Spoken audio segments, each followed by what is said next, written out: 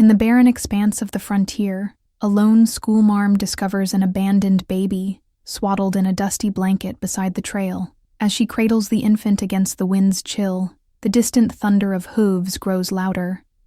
An approaching cavalry of bandits, drawn by whispers of a helpless child. With no time to lose, she races to a hidden canyon alcove, determined to protect the baby from ruthless pursuers. But salvation arrives in the form of a mysterious cowboy, his horse's pounding stride heralding both danger and deliverance. Together, they must outwit their enemies, navigate treacherous mesas, and fight for a future neither dared to imagine.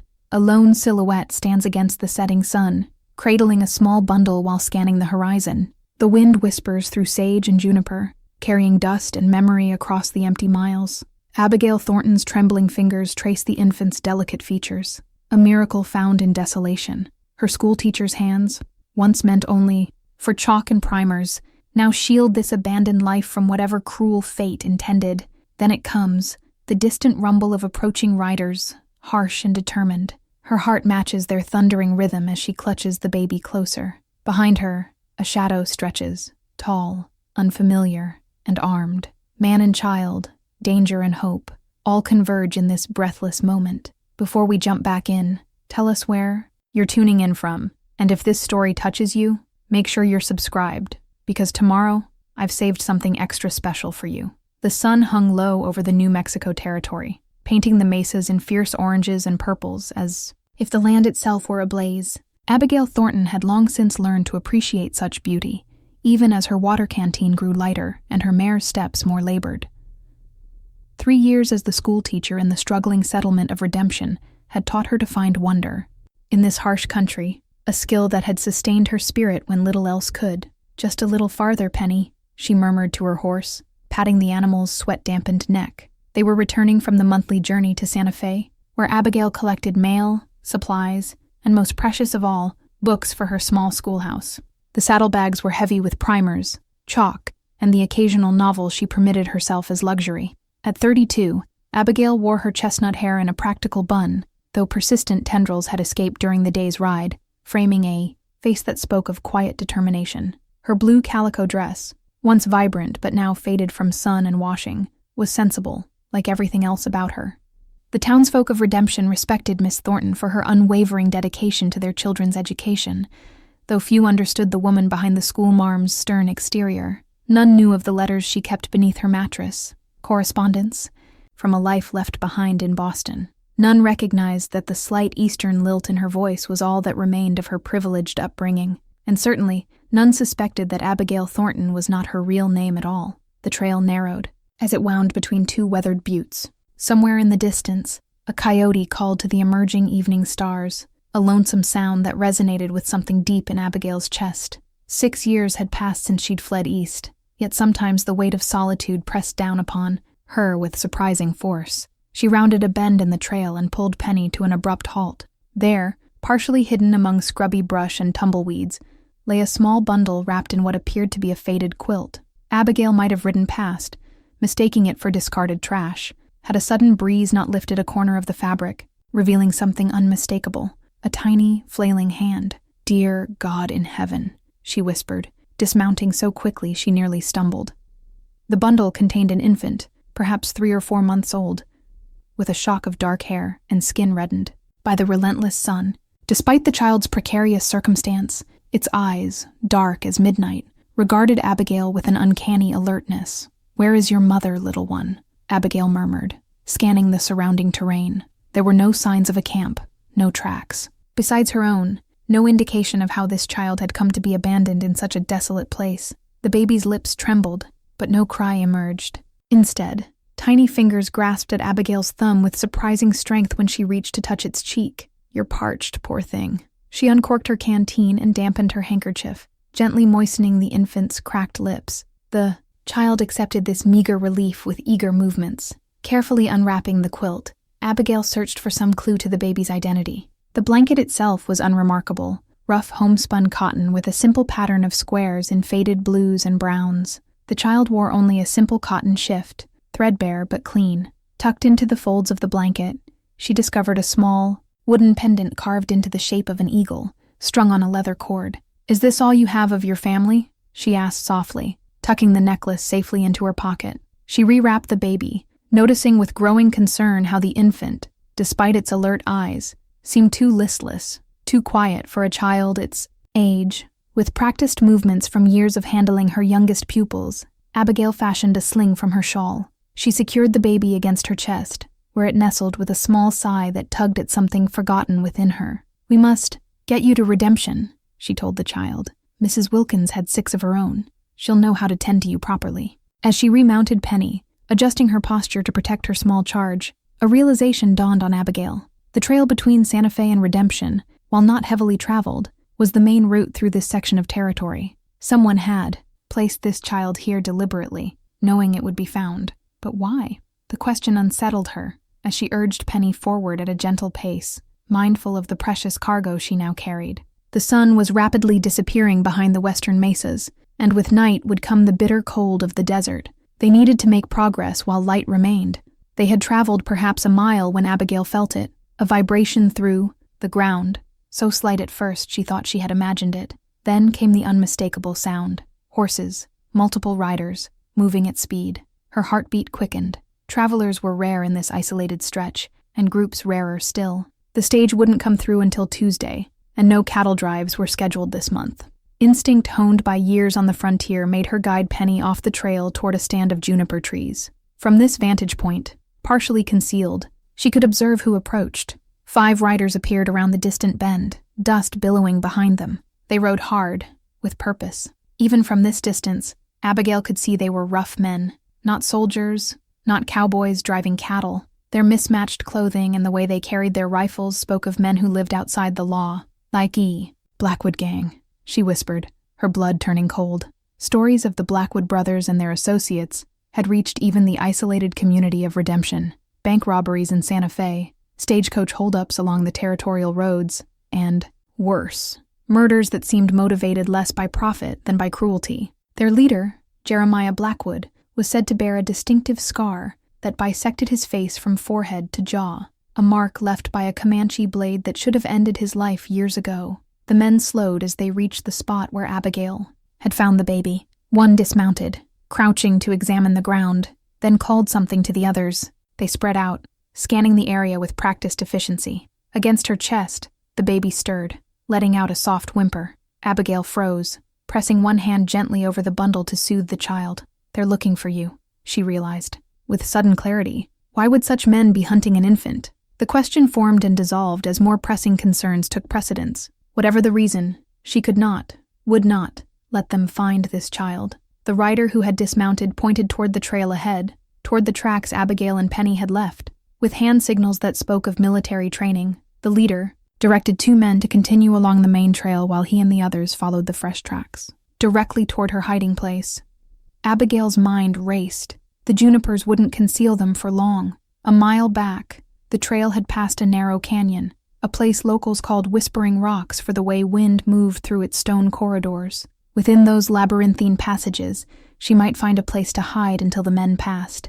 Carefully backing Penny deeper into the trees, Abigail steered the mare toward a dry wash that ran roughly parallel to the main trail. The sandy bottom would show their tracks clearly, but it offered the quickest route back to the canyon entrance. She hoped the gathering darkness would slow her pursuers. "Quiet steps, girl," she murmured to Penny, who seemed to understand the urgency in her rider's voice. The mare picked her way carefully along the wash as the last light faded from the sky. Stars emerged in a vast, indifferent canopy as Abigail pushed onward, constantly glancing behind. The sound of distant hoofbeats ebbed and flowed on the night air, sometimes seeming to recede, only to grow louder moments later. The gang was quartering the area methodically, professionals in pursuit. The baby remained mercifully quiet, lulled perhaps by the steady motion, or exhausted from its ordeal. Abigail found herself praying, something she had done less and less since leaving Boston. Not the formal prayers of her childhood church, but desperate pleas whispered into the darkness. The mouth of Whispering Rocks Canyon appeared as a deeper shadow against the night-dark landscape. Abigail guided Penny into the narrow entrance, where the walls rose 30 feet on either side, blotting out the stars. The temperature dropped immediately in this stone corridor, and the wind picked up, creating the eerie whistling that gave the place its name. She navigated by memory and touch, one hand on the canyon wall, the other securing the baby. A quarter-mile in, the passage forked. Local lore held that the left branch led to a box canyon, while the right continued through to open country miles away. She had never verified this herself, but now chose the left fork, reasoning that if it truly was a dead end, it would offer more protection than an open passage. The path narrowed until Penny's sides occasionally brushed against stone. Abigail dismounted, leading the horse by the reins, her free arm cradling the infant. The baby stirred, making small sounds of discomfort. "Shh, little one," she soothed. "We must be very quiet now." After another 100 yards, the passage opened, into a small grotto. Starlight filtered down through a narrow opening above, revealing a space perhaps 20 feet across. The walls curved upward like a cathedral, and a small seep of water trickled down one side, collecting in a shallow pool. It was a place that felt forgotten by time itself. Abigail secured Penny to a stunted juniper that somehow grew from a crack in the stone, then settled against the canyon wall, arranging her skirts around her and the child. She wet her handkerchief again and moistened the baby's lips, fretting over how little water remained in her canteen. As the infant suckled weakly at the damp cloth, Abigail felt a surge of protectiveness that startled her with its intensity. This child, whoever it might be, had been placed in her path. Whether by providence or terrible circumstance, she was now its protector. In the distance, echoing strangely through the canyon's acoustic passages, came the sounds of men's voices and horses' hooves striking stone. Her pursuers had found the canyon entrance. Abigail huddled deeper into the shadows. One hand pressed lightly over the baby's tiny mouth. Her other hand moved to her boot, where a small derringer, a parting gift from her father that she'd never imagined using, was secured in a hidden pocket. 2 shots. If it came to that, she would make them count. The voices grew louder, bouncing off the stone walls in disorienting ways. A lantern's glow reflected dimly around the bend in the passage. They had reached the fork in the path. Her heart pounded so forcefully she feared they might hear it. "Split up," a deep voice commanded. "Horace, you and Ellis take the right fork. We'll check this dead end." "What if she ain't in here at all, Jeremiah?" another voice questioned. "Then we ride back to that settlement. Redemption, they call it. Someone there will know something. That schoolmarm who rides this trail took the brat, I'm certain of it." Abigail's blood ran cold. How did they know her routine? Had they been watching Redemption? "I still don't understand why we're chasing after some Injun baby," a third voice grumbled. "Dead's dead, and that's what they all are back at the camp." "Because," the leader's voice dropped to a dangerous whisper that nevertheless carried through the stone corridors, "that Injun baby is wearing something that belongs to me, and no one, not Apaches, not the cavalry, and certainly not some spinster schoolmarm, takes what's mine." The baby squirmed against Abigail, letting out a small whimper before she could soothe it. She held her breath, praying the men hadn't heard, but the sudden silence told her otherwise. "In the grotto," Jeremiah said quietly. "Ellis, go around. The back way. See if there's another exit. Horace, with me." The glow of the lantern grew brighter. Abigail eased the derringer from her boot, her hand trembling. She had never shot a man before, had never imagined she could. But as she looked down at the helpless child in her arms, she knew with absolute certainty that she would pull the trigger if necessary. Penny sensed the approaching danger and shifted nervously, her hooves scraping against stone. The sound echoed, loudly in the enclosed space. "Well, well," came Jeremiah's voice, now just around the final bend. "Sounds like we found ourselves a horse. And where there's a horse." The lantern light swept into the grotto, momentarily blinding Abigail after. The darkness. She raised her arm to shield her eyes, the derringer clutched in her shaking hand. "Miss Thornton, I presume." The man stepped fully into view, revealing a tall figure in a dusty black coat. As the light caught his face, she saw the scar, a jagged line that twisted his features into a permanent half-sneer. "I believe you have something that belongs to me." Abigail aimed the small pistol at his chest, her arm steadier than she would have thought possible. "This child belongs to no one but God," she said, her voice clear despite her fear. Jeremiah Blackwood's laugh was without humor. "A religious woman. How charming." He took another step forward. "That derringer has 2 shots, ma'am. There are 3 of us. The arithmetic is not in your favor." As if to emphasize his point, a second man appeared behind him, rifle raised and aimed at Abigail's head. From somewhere above, she heard movement. The third man had indeed found another way into the grotto. "I'll not let you harm this child," Abigail declared, though despair began to seep through her determination. She knew she couldn't win this confrontation, yet surrender was unthinkable. "The child itself means nothing to me," Blackwood said, his voice deceptively reasonable. It's what the little savage is wearing that I want. Hand it over, and perhaps we can conclude our business without unnecessary bloodshed." Abigail's mind flashed to the wooden eagle pendant she had tucked into her pocket. Such a simple thing to cause so much violence.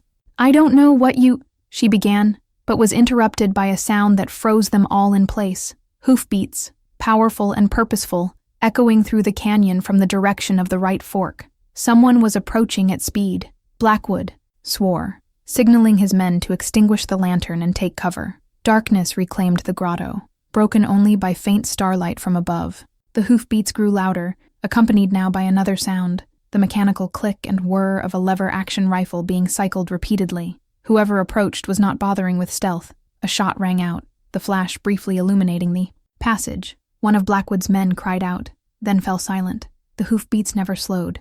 "Ellis?" Blackwood hissed into the darkness. No response came. Another shot, another flash. The second man collapsed with a gurgling sound that spoke of a mortal wound. Blackwood fired blindly toward the passage entrance, his muzzle flash revealing his position. A third shot cracked through the night, and Blackwood's gun clattered to the stone floor. He howled, clutching his bloodied hand to his chest, then silence, save for the steady approach of a walking horse. A tall silhouette appeared in the passage entrance, backlit by the starlight from the main canyon. The rider's face remained in shadow, but Abigail could make out broad shoulders, the outline of a wide-brimmed hat, and the unmistakable shape of a rifle held ready. "Evening, Jeremiah," came a voice like gravel over iron, deep, rough, and somehow familiar, though Abigail was certain she had never heard it before. "Been a long time." "You," Blackwood spat, his voice filled with equal parts pain and hatred. "Should have known you'd turn up like a bad penny. Old habits." The stranger dismounted but kept his rifle trained on Blackwood. "Though I admit, I never figured you for stealing from babies." "You don't understand what you're interfering with," Blackwood snarled. "That pendant is exactly where it should." "Be—" The stranger cut him off. He turned slightly toward Abigail, though his aim never wavered from Blackwood. "Ma'am, are you hurt?" "No," Abigail managed, her voice steadier than she felt. "The baby's exhausted but seems unharmed." The stranger nodded. "Good. Now, Jeremiah, you're going to back away nice and slow. If you make it to your horse, you might live to see morning." Blackwood's laugh was ugly. "You always were soft, Morgan. Should have killed me when you had the chance in Abilene. A mistake I won't repeat if you give me reason," the man called Morgan responded, his tone making it clear this was no empty threat. For a tense moment, Abigail thought Blackwood might lunge for his fallen gun. Instead, he backed slowly toward the passage, eyes never leaving the rifle aimed at his chest. "This isn't finished," he said, his gaze shifting briefly to Abigail and the baby. "What's mine will return to me. Count on it." With that, he disappeared into the darkness of the canyon. The stranger kept his rifle raised until the sound of Blackwood's retreat faded, then lowered it with a sigh that spoke of old burdens. "He'll be back," he said simply, turning to face Abigail fully. As he stepped into a shaft of starlight, she saw him clearly for the first time. He was tall, with the lean hardness of a man who lived in the saddle. His face was weathered by sun and wind, with several days' worth of stubble shadowing a strong jaw. Eyes the color of a winter sky regarded her with a mixture of concern and wariness. "Who are you?" Abigail asked, still clutching the derringer, though no longer aiming it directly at him. The corner of his mouth lifted slightly. "Name's Ethan." "Morgan. Former Texas Ranger, current— well, let's just say I do odd jobs." He nodded toward the baby in her arms. "Mind if I have a look at the little one?" Abigail hesitated, her protective instinct warring with the fact that this man had just saved their lives. Finally, she nodded, shifting the bundle slightly so he could see the infant's face. Morgan approached slowly, as if concerned about startling her. He knelt, bringing himself to her eye level, and gently pulled back a corner of the swaddling. His expression softened as he looked at the child, something like recognition flickering in his eyes. "How did you know we were here?" Abigail asked. "Been tracking Blackwood for 3 weeks," Morgan replied, his focus still on the baby. "Lost his trail north of Santa Fe, picked it up again this morning. Found signs of a struggle at an Apache camp about 10 miles east of here. No survivors except—" he nodded toward the infant. "Blackwood's not one to leave witnesses, no matter how small. But why would he care about this child?" He mentioned a pendant. Morgan's eyes met hers, suddenly sharp. "You found something with the baby?" Reluctantly, Abigail reached into her pocket and withdrew the wooden eagle. It looked insignificant lying in her palm, certainly nothing worth killing for. Morgan stared at it for a long moment, then closed his eyes briefly as if in pain or prayer. When he spoke again, His voice was tight with controlled emotion. "That pendant is half of a map," he said quietly. "Carved by an Apache medicine man named Two Ravens. I've been searching for it for 5 years." "A map to what?"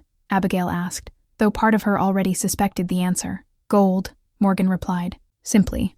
"More gold than most men have ever seen. Blackwood has the other half of the map, has had it for years. But without both pieces," he trailed off, his gaze returning to the baby. "Two Ravens was the last one who knew the location without the map. This child must be from his family. And now Blackwood wants both halves," Abigail concluded. She looked down at the sleeping infant. "This poor child has lost everything because of men's greed." Morgan's expression hardened. "Blackwood's greed," he corrected. "And he won't stop. He'll come back with more men. Then we need to reach redemption," Abigail said, struggling to her feet with the baby still cradled against her. "The settlement has a sheriff, men who can protect. Redemption is too obvious a destination," Morgan interrupted, "and too close. We need to get the child somewhere Blackwood won't think to look." "We?" Abigail questioned, raising an eyebrow.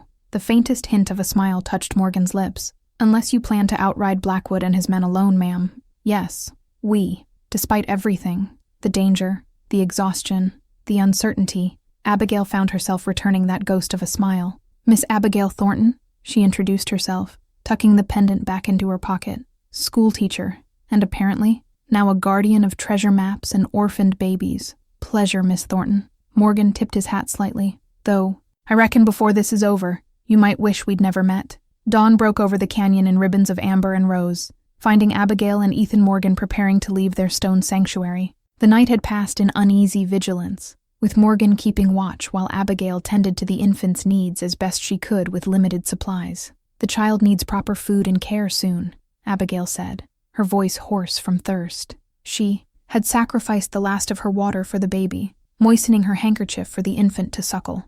"I've never cared for one so young before." Morgan nodded, checking the loads in his Winchester for the 3rd time.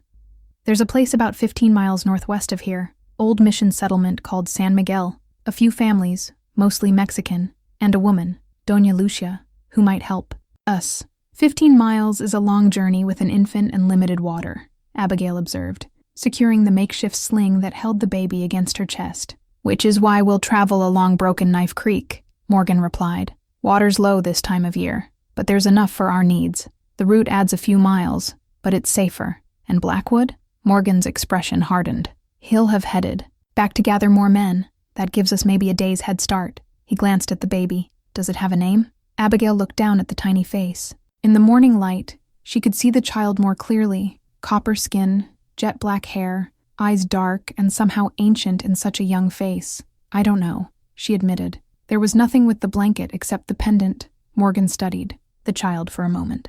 "Apache children aren't usually named right away. Names have power. They wait for the right one to reveal itself. Then for now, the little one is just baby," Abigail said, smiling down at the infant.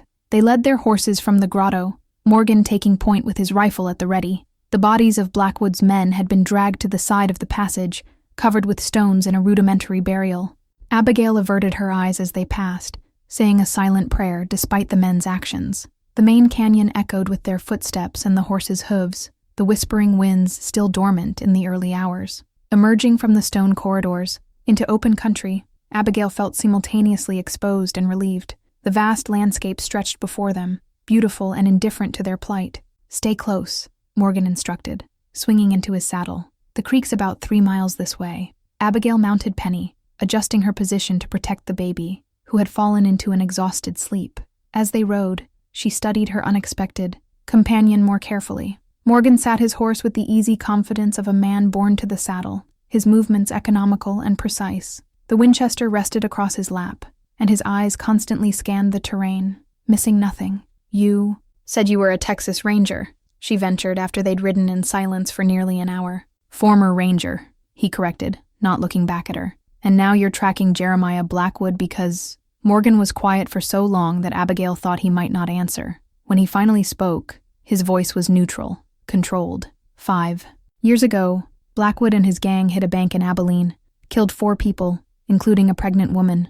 I was assigned to the case." He paused, adjusting his hat against the climbing sun. "Tracked them for months. Finally cornered Blackwood at a place called Devil's Crossing. Should have ended it there. What happened? I hesitated. The 2 words contained volumes of regret. Had him dead to rights, but he surrendered, threw down his gun. I was taking him in alive when his brother attacked from hiding. In the chaos, Jeremiah escaped. His brother didn't. The baby stirred against Abigail's chest, whimpering softly. She gently patted its back, soothing it back to sleep.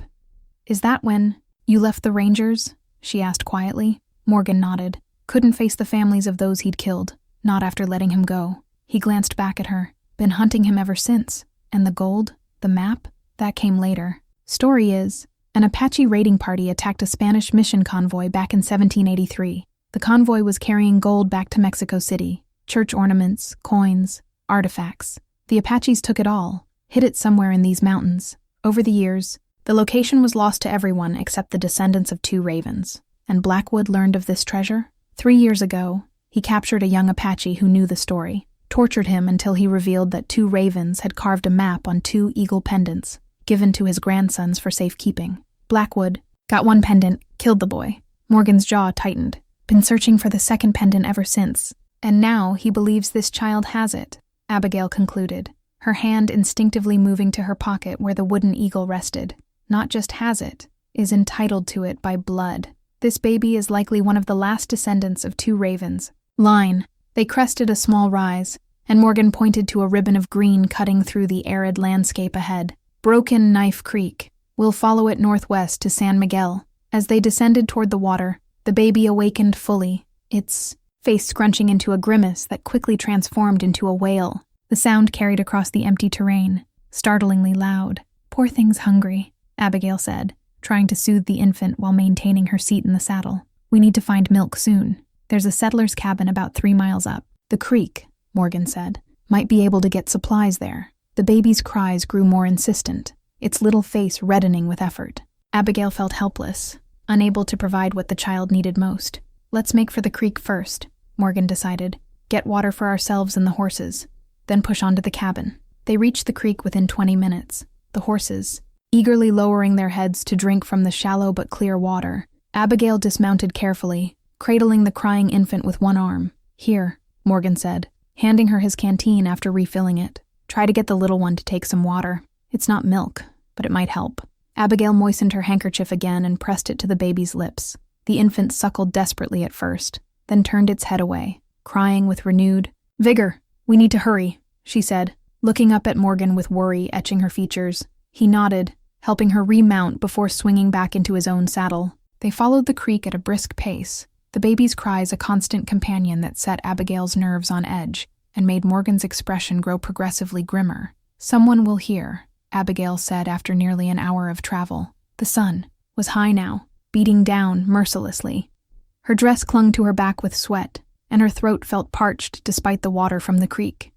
"Can't be helped," Morgan replied, though his eyes scanned the horizon more frequently. Cabin should be just around that bend ahead. They rounded the curve in the creek to find a small log structure nestled against a rocky outcropping. A thin wisp of smoke rose from the stone chimney, and a few chickens scratched in the dusty yard. Hope surged through Abigail. Signs of habitation meant potential help for the increasingly distressed infant. Morgan raised his hand, signaling her to stop. "Something's not right," he said quietly, reaching for his Winchester.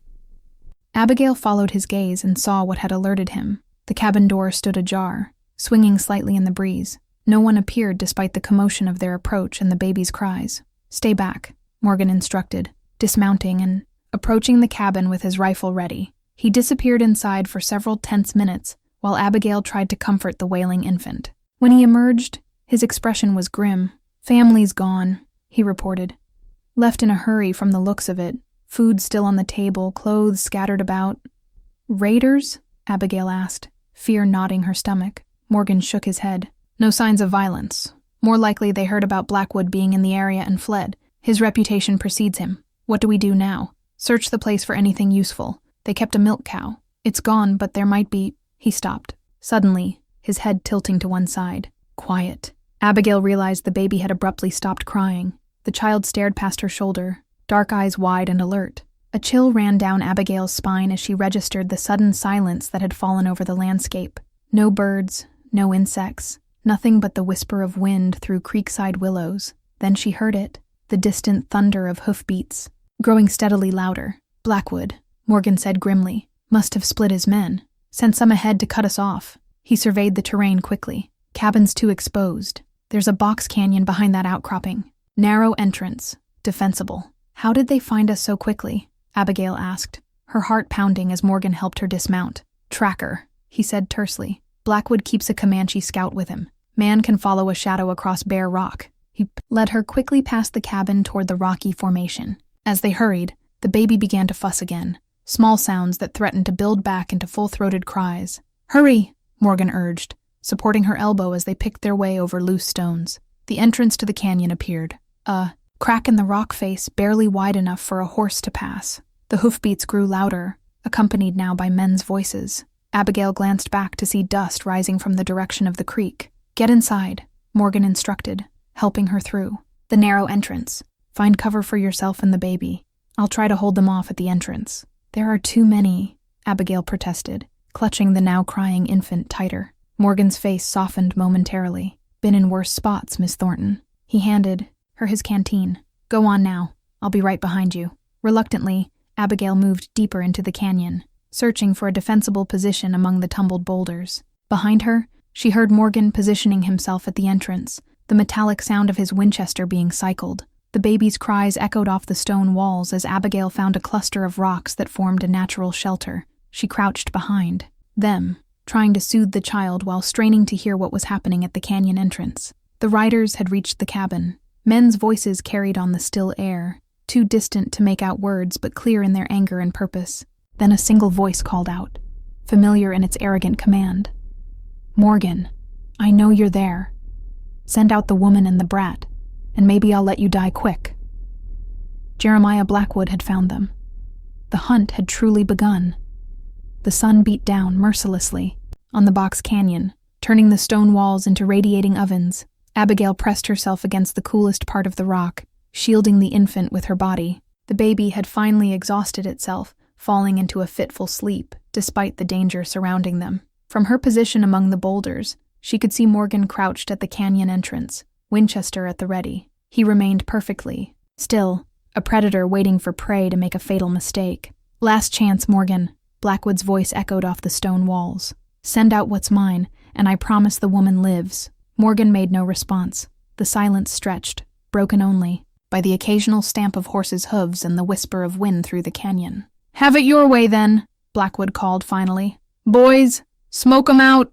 Gunfire erupted, bullets ricocheting off the narrow canyon entrance in a deafening barrage. Morgan ducked lower but held his position. When the firing paused, he rose slightly, took careful aim, and squeezed off a single shot. A cry of pain followed, then renewed gunfire. Abigail pulled the wooden eagle pendant from her pocket, staring at the simple carving that had caused so much bloodshed. In the harsh sunlight, she noticed something she'd missed before. Tiny markings etched along the eagle's wings, too precise to be mere decoration. This was indeed half of a map, though meaningless without its counterpart. The gunfire intensified, and Abigail saw Morgan retreating deeper into the canyon, moving from boulder to boulder with practiced efficiency. Each time he paused, he fired once, making every shot count. They're trying to pin us down until nightfall, he explained when he reached her position. Got at least 8 men out there, maybe more. What do we do? Abigail asked, her voice steady, despite her fear. Morgan glanced at the sleeping infant, then back to the canyon entrance. There's another way out of this canyon. Small crack in the back wall, barely wide enough for a person to squeeze through. Leads to a network of ravines, and the horses have to leave them. His expression was grim. It's not ideal, but it's our only option. Once darkness falls, we can slip out and work our way toward San Miguel. The baby stirred, whimpering softly. Its skin felt hot to Abigail's touch. Too hot. The child's feverish, she said with growing alarm. We need to find help soon. Morgan's face hardened with resolve. Then we don't wait for dark. We go now while they're regrouping. He checked his ammunition. I've got enough to cover our retreat, but once we're through that crack, we'll be on foot in rough country. I've walked farther for less important reasons, Mr. Morgan, Abigail said, adjusting the sling that held the baby. A ghost of a smile crossed his weathered features. I don't doubt it, Miss Thornton. He peered around their cover toward the back of the canyon. When I start firing, you make for that fissure in the far wall, straight ahead about 50 yards. Don't stop. Don't look back. I'll be right behind you. Abigail nodded, gathering her skirts to allow for quicker movement. The baby, had awakened fully now, its dark eyes glazed with fever as it began to cry weakly. "Now," Morgan ordered, rising to a crouch and firing rapidly toward the canyon entrance. Abigail ran, one arm supporting the baby while the other held her skirts clear of the rocky ground.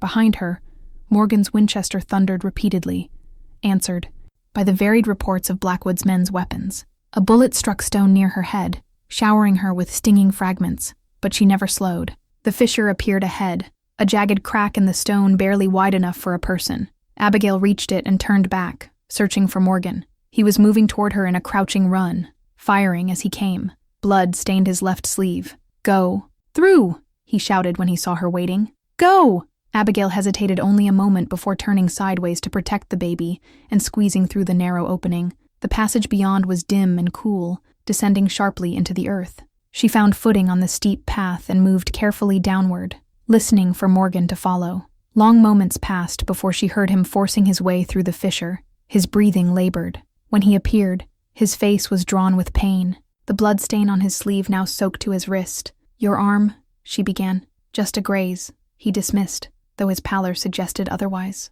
"Keep moving. This passage opens into a dry wash about a quarter-mile ahead. From there, we head northwest." They descended in silence save for the baby's weak cries and the occasional distant shout from Blackwood's men as they discovered their quarry had escaped. The passage grew narrower in places, forcing them to turn sideways and edge through sideways, then widened suddenly into a broader ravine lined with scrub brush and stunted trees. "We'll follow this wash," Morgan decided, checking the position of the sun. "It runs roughly the direction we need to go, and the high banks will keep us hidden." Abigail nodded, shifting the increasingly restless infant in her arms. "The baby's getting worse," she said, touching the child's feverish forehead. "I think it's dehydration."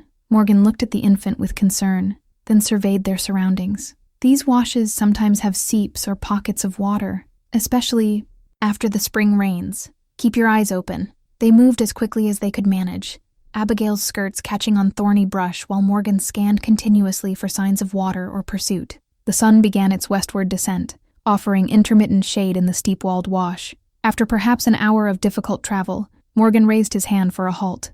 "Listen," he said quietly. Abigail strained her ears and heard it, the faint musical sound of water trickling over stone. Following the sound, they rounded a bend in the wash to find a small seep emerging from the bank, collecting in a shallow pool before disappearing back into the sandy bottom. "Thank Providence," Abigail breathed, hurrying forward. She knelt beside the pool, gently lowering the feverish infant to her lap while she soaked her handkerchief in the cool water. "Careful," Morgan warned, examining the water. "Could be alkali." He dipped a finger in the pool, tasted it, then nodded. "It's good." "Clean." Abigail pressed the damp cloth to the baby's lips, relief flooding through her as the infant began to suckle weakly. "That's it, little one," she murmured. Small sips. While she tended to the child, Morgan filled their canteens, then removed his bandana and soaked it in the pool. He wrung it out and handed it to Abigail. "For the fever," he explained. "My mother used to do this when I was sick as a boy." Abigail accepted the damp cloth with a grateful nod, folding it and placing it on the baby's forehead. The infant's cries subsided to occasional whimpers as the cool water brought some relief. Morgan turned away, unbuttoning his shirt to examine his wounded arm. Abigail caught a glimpse of the injury, a deep furrow across his upper arm still. "Seeping blood. Let me help you," she offered, setting the baby carefully on a flat stone beside the pool. "It's nothing," Morgan demurred, but his attempt to rebind the wound one-handed was clearly inadequate. "Mr. Morgan," Abigail said firmly, "I've treated worse injuries on my school children after playground accidents. Now sit down and let me see." Flicker of amusement crossed his face as he complied, settling on a boulder beside the seep. Abigail tore a strip from her petticoat and dampened it in the pool. "This will sting," she warned before beginning to clean the wound. Morgan didn't flinch, though she knew the pain must be considerable. As she worked, she noticed other scars marking his sun-bronzed skin, testament to a life lived on the frontier's dangerous edge. "You're not what I expected from a schoolteacher," Morgan observed after a while. Abigail tied off the makeshift bandage. "And what did you expect, Mr. Morgan? Someone who'd faint at the first sign of blood, I suppose. Or danger." His eyes studied her with newfound respect. "You've got grit, Miss Thornton." She returned to the baby, lifting the cloth to check its temperature. "Life on the frontier requires it of everyone, wouldn't you say? Some more than others." He buttoned his shirt, looking at her thoughtfully. What brought you to redemption? Can't imagine there was much demand for educated women in a place like that. Abigail busied herself with the infant, avoiding his gaze. I wanted to do something meaningful. Children in settlements like Redemption deserve education as much as those in Boston or New York. Noble, Morgan agreed, though his tone suggested he sensed there was more to her story. How long have you been there? 3 years this September. She smoothed the baby's dark hair, noting with relief that its skin seemed slightly cooler, long enough to call it home. And before that, Morgan pressed gently. Abigail looked up at him, a guardedness entering her expression. Does it matter? Mr. Morgan? We're here now, with a feverish infant and men hunting us. My past seems rather irrelevant. He nodded, accepting her deflection. Fair enough. Rising from the boulder, he checked his Winchester and peered up at the wash's rim. We should move on soon. Blackwood won't give up easily, and that Comanche. Tracker of his will find the fisher eventually. How far to San Miguel now? On foot, through this terrain? Morgan calculated. Maybe 8 miles. Under normal circumstances, we could make it by nightfall, but with the baby... He glanced at the infant, who had fallen into an uneasy sleep. We'll make it, Abigail said with quiet determination. We have to. They rested another 15 minutes, drinking their fill from the seep and cooling the baby as best they could. When they moved on, Abigail noticed that Morgan favored his wounded arm slightly, though he made no complaint. The wash meandered northwest, occasionally branching or narrowing to a tight squeeze. Morgan chose their path carefully, balancing the need for speed against the cover the steep banks provided. As the afternoon wore on, the baby's condition improved somewhat. Its skin cooled, and it took water more readily from Abigail's dampened handkerchief. Mr. Morgan, Abigail ventured after they had traveled in silence for some time. Why is this gold so important to you? Surely not for the same reasons as Blackwood. Morgan was quiet for so long that Abigail thought he might not answer. When he finally spoke, his voice was contemplative. It's not the gold itself, he said. It's what it represents. A way to set things right. What things? He glanced back at her, his expression unreadable. When I was tracking Blackwood after Abilene, I made promises to the families of the people he killed. Justice, closure, compensation for what they'd lost. His jaw tightened. I failed them when I let him escape. The gold would at least allow me to fulfill part of that promise. That's honorable, Abigail said, surprised by his answer. Morgan shrugged. Maybe. Or maybe it's just a way to ease my conscience. He paused, listening, then motioned for her to stop. Someone's coming. They pressed themselves against the wash's earthen wall, Morgan positioning himself protectively in front of Abigail and the baby. His Winchester raised, he peered cautiously around a bend in the wash. The sound of footsteps grew louder, a single person walking unhurriedly. Then came a melodic humming, a woman's voice singing softly in Spanish. Morgan lowered his rifle slightly, but remained wary. As they watched, a figure appeared around the bend, an elderly Mexican woman carrying a basket of what appeared to be herbs and roots. She wore the traditional dress of the region, her silver-streaked black hair in a long braid down her back. The woman stopped when she saw them, showing neither surprise nor fear. Her dark eyes took in their disheveled appearance, lingering on the bundle in Abigail's arms and the bloodstain on Morgan's sleeve. Buenos dias, she greeted them calmly, as if encountering strangers in a remote wash was an everyday occurrence. Morgan lowered his rifle completely. Buenos dias, señora, he returned. We mean you no harm. The woman's gaze remained fixed on the baby. The child is sick, she stated rather than asked, switching to accented English. Abigail stepped forward. Yes, dehydration and fever. We're trying to reach San Miguel. The woman nodded, setting down her basket and approaching Abigail. Let me see. Her weathered hands were gentle as she examined the infant. Apache child, she noted. From 2 Ravens camp, yes? Morgan's posture stiffened. You know of the attack? Word travels, even in the desert. The woman's expression grew sad as she touched the baby's cheek. Such cruelty. To slaughter a peaceful camp. For what? A piece of wood? She shook her head in disgust. You know about the pendant? Abigail asked, surprised. The woman's eyes crinkled, with a smile that didn't reach her lips. I am Doña Lucia. I know many things. She gestured to the baby. This little one needs goat's milk and medicine. My home is not far. Morgan and Abigail exchanged glances. You're the woman from San Miguel, Morgan realized. The one I was taking them to see. Doña Lucia nodded. And you are Ethan Morgan. Once of the Texas Rangers. Yes, I know of you as well. She gathered her basket. Come, Jeremiah Blackwood's men are searching the high country. We must be inside before dark. How did you find us? Abigail asked as they fell in behind the elderly. "Woman, I did not find you. I was simply where I needed to be." Doña Lucia led them up a narrow side passage that climbed steeply out of the wash. Some might call it coincidence. I call it the work of the saints. The passage emerged onto a rocky plateau, dotted with scrub and cactus.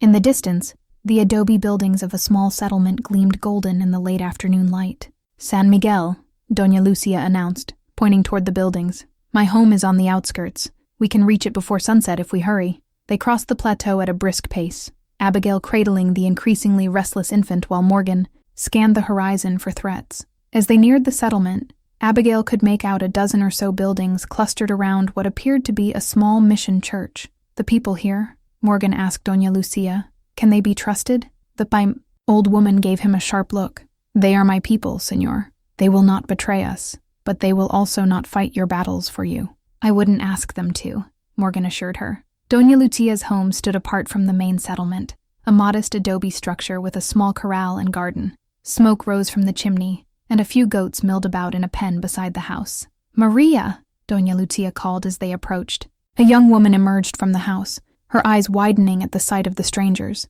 "Prepare goat's milk for the baby, quickly, and bring my medicine box." The young woman, presumably a granddaughter or niece, hurried to comply, disappearing, back into the house without question. "Come inside," Doña Lucia instructed, leading them through the wooden door into a simple but comfortable dwelling. A fire burned in the stone hearth, and bundles of drying herbs hung from the ceiling beams. Sit.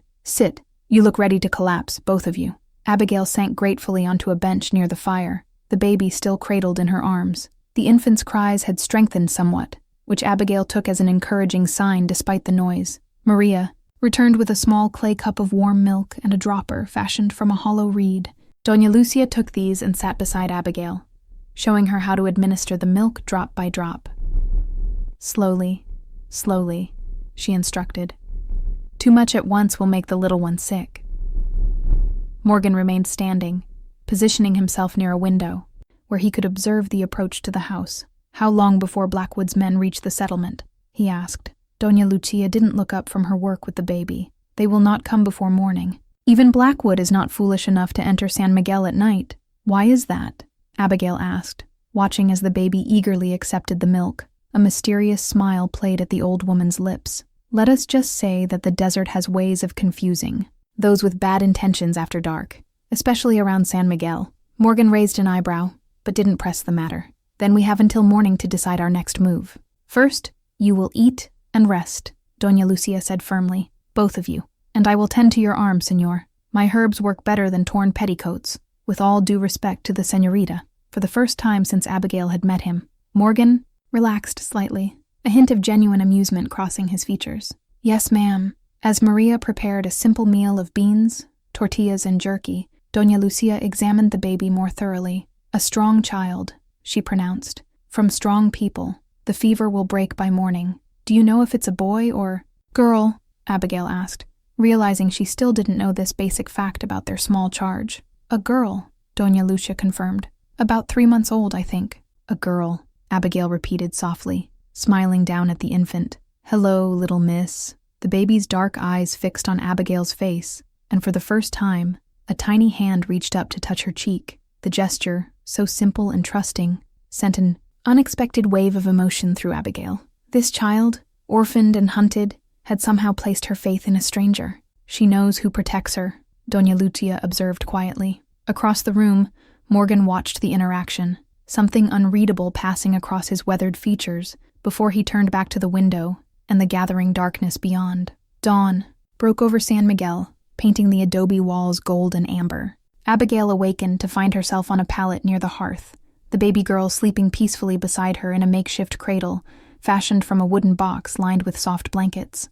For a moment, she simply watched the infant's steady breathing, relief washing over her as she noted the healthy color that had returned to the child's copper skin. "The fever broke during the night," came Doña Lucia's voice from the doorway. The elderly woman entered carrying a steaming mug, which she handed to Abigail. "Herbs for strength. You will need it today." Abigail accepted the drink gratefully, finding its bitter taste oddly refreshing. "Where is Mr. Morgan?"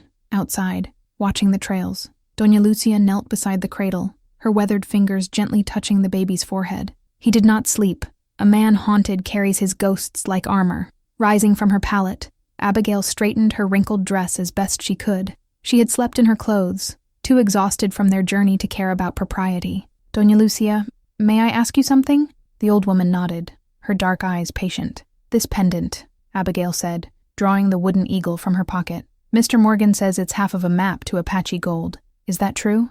Doña Lucia took the carving, turning it over in her hands. "Gold, silver, jewels from the Spanish missions. Yes, the treasure exists. Two Ravens was entrusted with its location by his grandfather, who helped hide it during the time of the Great Raids. And the map? When Two Ravens grew old, he knew his time was coming. He carved two eagles, one for each of his grandsons. Together, they show the way. Apart, they are merely wood." She returned the pendant, but the true value was never the treasure itself. "What do you mean?" Before Doña Lucia could answer, the door opened, and Morgan entered. His face was grim, his wounded arm now properly bandaged but still held stiffly at his side. "Riders coming from the east," he reported. 6 men, moving cautiously. "Blackwood's advance party." Doña Lucia rose with surprising agility for her age. "You must leave now, through the back. Maria has prepared supplies and a travois for the baby." "A travois?" Abigail questioned. "A frame for carrying the child, dragged behind a horse," Morgan explained. "Doña Lucia has procured mounts for us." The old woman nodded. "2 good horses. They will take you into the high country where Blackwood cannot easily follow." "And the people of San Miguel?" Abigail asked worriedly. "We've brought danger to your doorstep." Doña Lucia's expression hardened. "We have dealt with men like Blackwood before. Go now, through the garden. Maria will show you the back trail." The baby stirred in her cradle, small hands reaching upward. Abigail lifted her gently, marveling at how the child's condition had improved overnight. Dark eyes regarded her solemnly, as if the infant understood the gravity of their situation. "She needs a name," Abigail said suddenly. "We can't keep calling her the baby." Doña Lucia considered this. "Among my people, a child in danger would be named for protection. Perhaps Esperanza, hope. Esperanza," Abigail repeated, testing the name. The baby gurgled, tiny fingers grasping at a loose strand of Abigail's hair. "It suits her." Morgan, who had been checking his Winchester by the window, glanced over. Something in his expression softened momentarily. "Good a name as any." He returned to his vigilance. "Riders are approaching the settlement. We need to move." Maria appeared in the doorway that led to the kitchen garden. "The horses are ready," she reported breathlessly. "But there are men watching the western trail now, too." Morgan muttered a curse under his breath. "They're surrounding the settlement. Blackwood must have brought more men than I thought." "There is another way," Doña Lucia said. "Through the old mission tunnels." Abigail looked at her in surprise. "Tunnels? The padres who built San Miguel were cautious men. They created passages beneath the church, leading to the foothills. Few remember them now." The old woman moved to a wooden chest in the corner, opened it, and extracted a small oil lamp. "Maria will take you." Morgan appeared skeptical. "These tunnels, are they stable?" "They have stood for 200 years, senor. They will last another day." Doña Lucia handed the lamp to Maria, then turned to Abigail. "The travois will not fit in the tunnels. You must carry the child." Abigail secured Esperanza in the sling across her chest, the baby watching proceedings with solemn interest. Morgan collected their meager supplies: water, jerky, a small bag of cornmeal, and extra ammunition for his Winchester. "Doña Lucia," Abigail said, taking the old woman's hands in hers, "thank you for everything." The woman smiled, the wrinkles around her eyes deepening. "Follow your heart, Abigail Thornton. It led you to this child for a reason." She pressed something into Abigail's palm, a small leather pouch. "Herbs for the journey, for fever, for pain, for sleep when it won't come. We'll repay you somehow," Morgan promised. Doña Lucia waved this away. "Repay by keeping the child safe. Now go, quickly." Maria led them through the kitchen garden to a small stone building that appeared to be a storage shed. Inside, she moved aside empty clay pots to reveal a trap door set into the packed earth floor. "The tunnel connects to the church crypt," she explained, lighting the oil lamp. "Follow it to the end, then take the left passage. It will bring you out in a dry wash in the foothills." Morgan tested the wooden ladder that descended into darkness. "Seems solid enough." He slung his rifle across his back. "I'll go first. Hand the baby down to me, then follow." Abigail nodded, watching as he disappeared into the earth. From outside came the distant sound of men's voices, Blackwood's riders entering the settlement. "Quickly," Maria urged. They will search every building. With careful movements, Abigail passed Esperanza down to Morgan's waiting arms, then descended the ladder herself. The air below was cool and damp, smelling of earth and thyme. Maria handed down the lamp and their small bundle of supplies before replacing the clay pots and closing the trapdoor, plunging them into near darkness save for the lamp's wavering glow. "This way," Morgan whispered, returning Esperanza to Abigail's arms. The tunnel was narrow, but tall enough to stand in, its walls lined with adobe brick and ceiling, supported by ancient timber beams. They moved carefully through the gloom, the baby remarkably quiet, as if sensing the need for silence. After several minutes, the tunnel widened into a small chamber containing stone shelves carved into the walls, the church crypt Maria had mentioned. Dusty vessels sat upon these shelves, containing the remains of long-departed padres.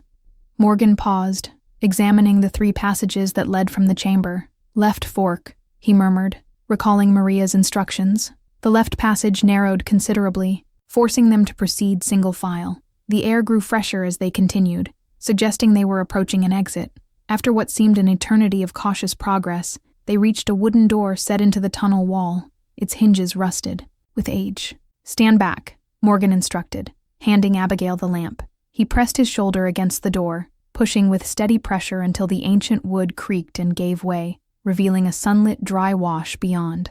They emerged into the late morning, light, blinking after the tunnel's darkness. The wash was sheltered by high banks dotted with mesquite and creosote, offering good concealment from searching eyes. In the distance rose the foothills of what locals called the Witch's Spine, a jagged mountain range named for its forbidding appearance. "The horses?" Abigail asked, looking around. Morgan pointed to 2 animals tethered in a stand of juniper 50 yards up the wash. Doña Lucia thought of everything. They approached the horses, a sturdy buckskin gelding and a dappled gray mare, both equipped with basic saddles and provisions tied behind. Morgan checked the supplies, nodding with approval at the water skins, dried food, and small coffee pot. "Secured to the saddlebags. Where do we go now?"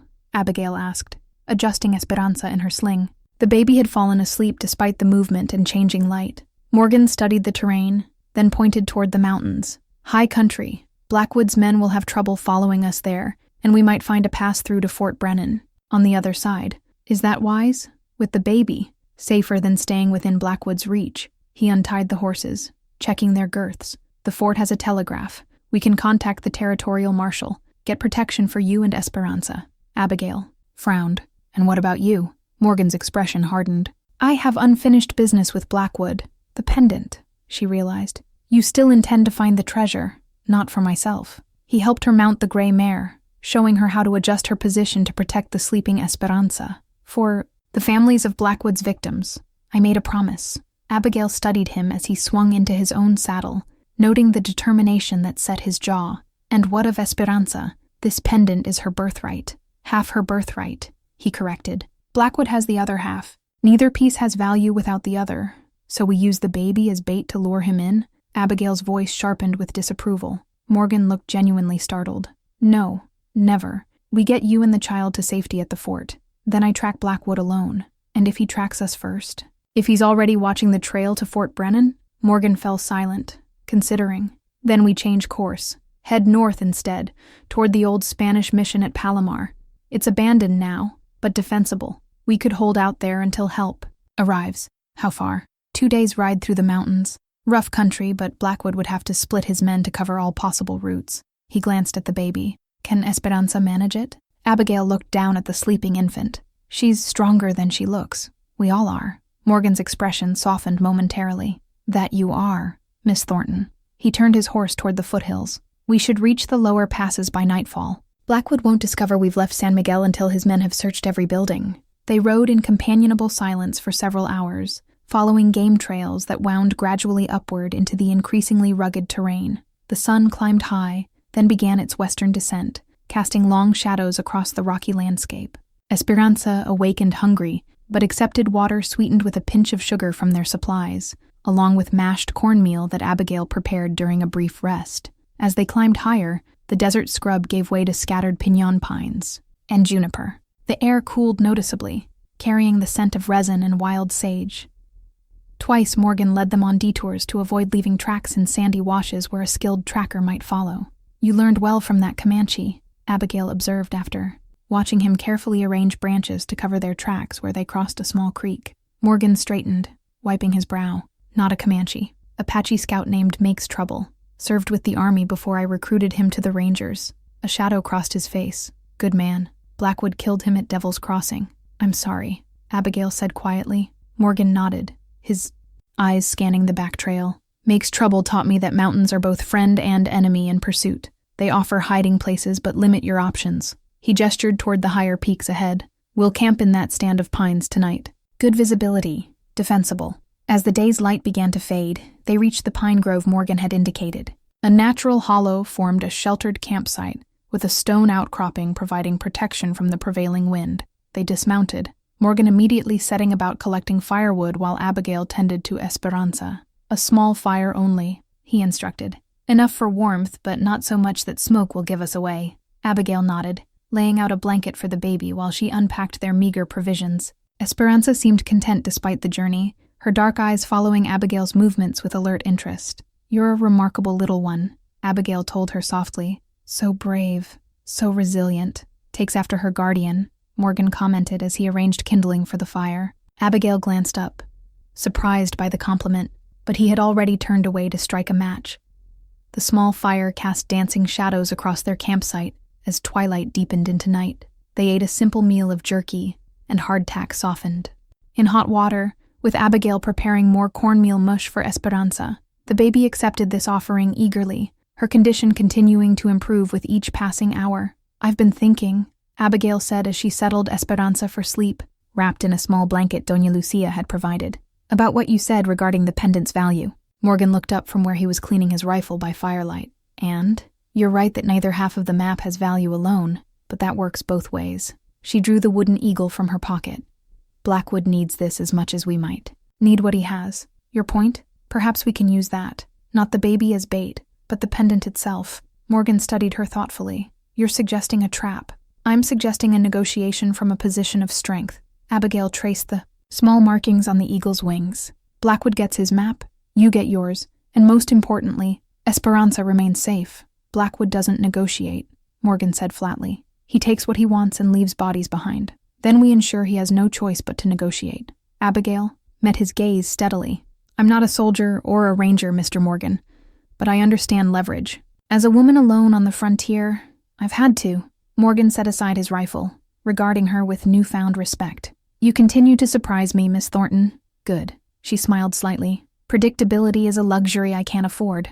As if in agreement, Esperanza made a small sound in her sleep, tiny fingers curling around the edge of her blanket. Abigail gently tucked the covering more securely around the infant. What brought you to redemption, really? Morgan asked after a moment of silence. And don't tell me it was just to educate frontier children. There's more to your story. Abigail stared into the fire, weighing how much to reveal. She had kept her secrets for so long that sharing them felt almost physically painful. Yet something about their shared danger, about Morgan himself, made her want to trust him. I left Boston under difficult circumstances, she began carefully. My father arranged a marriage to a business associate, a man 30 years my senior, with a reputation for cruelty toward his previous wives. You refused, Morgan guessed. I did more than refuse. I publicly humiliated him at our engagement party by revealing certain indiscretions I had discovered.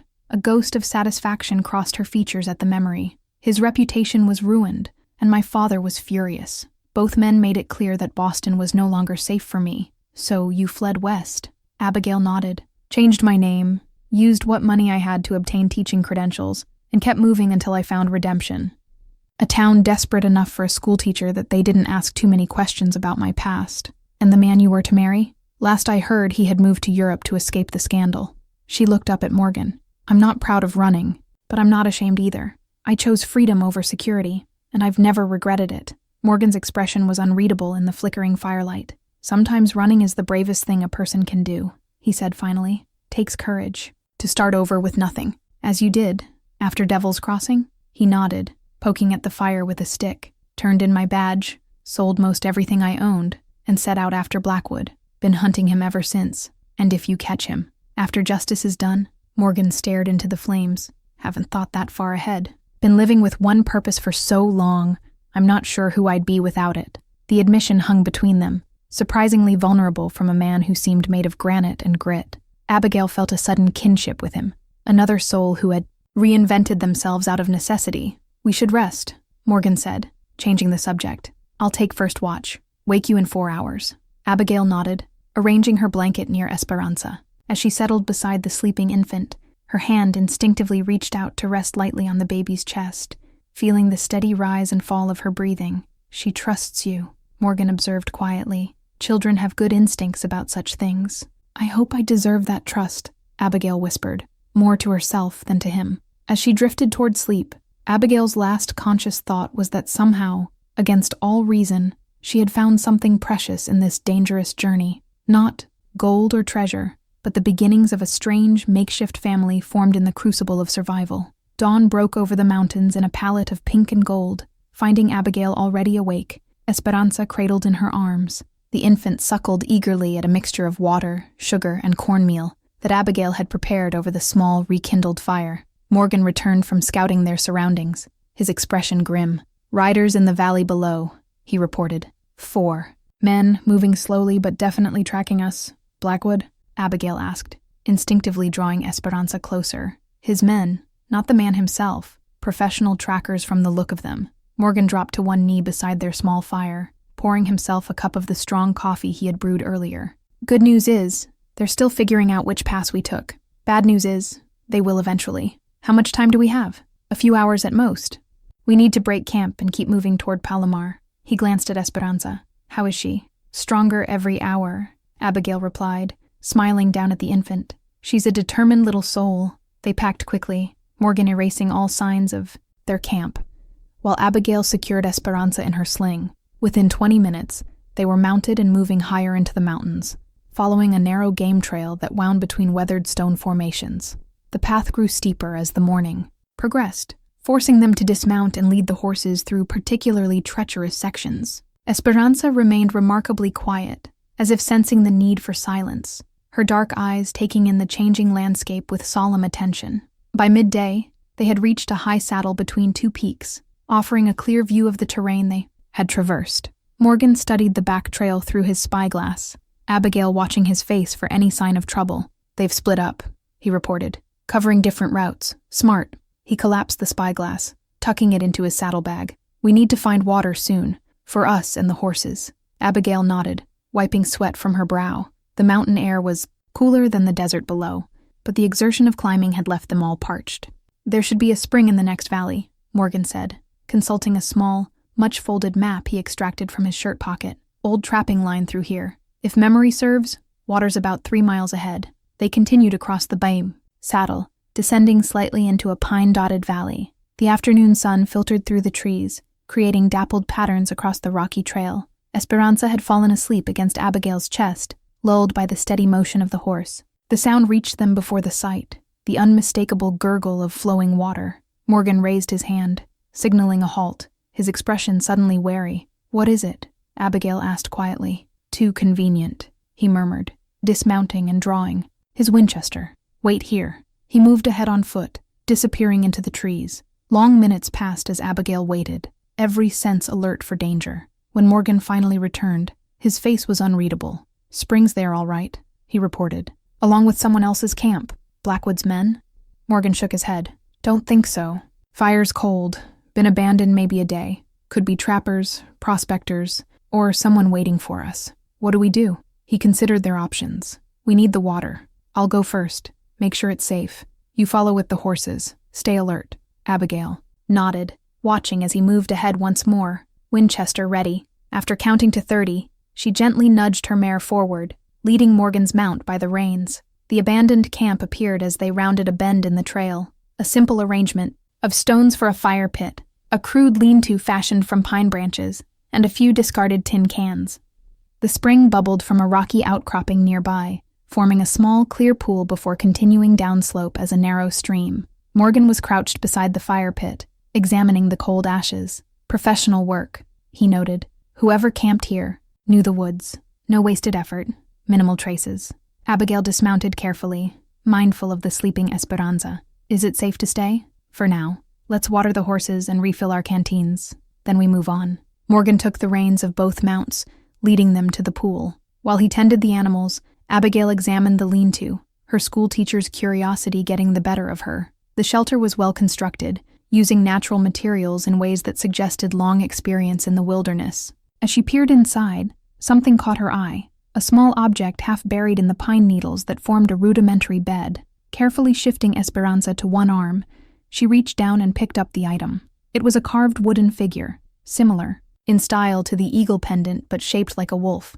The craftsmanship was unmistakably the same. "Mr. Morgan," she called, her voice tight with sudden tension. "You need to see this." He joined her quickly, taking the carving from her outstretched hand. His brow furrowed as he examined it, turning it over to reveal markings similar to those on their eagle pendant. "Apache work," he confirmed. "Same carver as the eagle, I'd wager. But who would have it? Blackwood has the other half of the map, and we have this half." Abigail drew the eagle pendant from her pocket, comparing the two carvings. Morgan's expression darkened. "Unless there's more to this story than either of us knows." He pocketed both carvings. "We need to move. Now." "Why? What does this mean?" "It means we're not alone in this hunt," Morgan replied grimly, "and whoever else is involved knows exactly where we're heading." They quickly watered the horses and filled their canteens. As Morgan helped Abigail remount, a sound froze them both. Voices, approaching from the direction they had planned to travel. "Into the trees," Morgan ordered quietly, leading her mare away from the trail. They concealed themselves behind a stand of pines, just as 3 riders emerged into the clearing. Abigail's breath caught. The lead rider was unmistakably Jeremiah. Blackwood, his scarred face twisted into a perpetual sneer. Behind him rode 2 rough-looking men, rifles ready across their saddles. "See, boss?" one of the men said, pointing to the fresh hoofprints near the spring. "Told you they'd come this way." Blackwood dismounted, examining the tracks with a practiced eye. 2 horses, one carrying extra weight. "That'll be the woman and the brat." He straightened, scanning the trees. "They can't be far. Probably heard us coming." "Want us to flush 'em out?" the second man asked, fingering his rifle. Blackwood shook his head. "No need to waste effort. They're heading for Palomar. We'll cut them off at Devil's Pass." He turned back to his horse, then paused, his attention caught by something on the ground. Abigail followed his gaze, her heart sinking as she saw what had captured his interest, a small scrap of fabric from Esperanza's blanket, fallen unnoticed when she'd examined the lean-to. Blackwood picked up the cloth, rubbing it between his fingers. A slow, cruel smile spread across his face. Definitely the right trail. He pocketed the fabric, then mounted his horse. "Let's ride. I want to reach the pass before nightfall." The 3 riders departed, heading back the way they had come, then following Morgan and Abigail's trail. Once the sound of hoofbeats had faded, Morgan released a long, controlled breath. "Devil's Pass," he muttered. "Should have known he'd guess our destination." "What is Devil's Pass?" Abigail asked, soothing Esperanza, who had awakened during the tense encounter. "Narrow canyon, only direct route to Palomar from this side of the range," Morgan explained. "If Blackwood gets there first and sets up an ambush, then we find another way," Abigail finished determinedly. Morgan studied her for a moment, then nodded. "There's an old Apache trail that skirts the eastern ridge.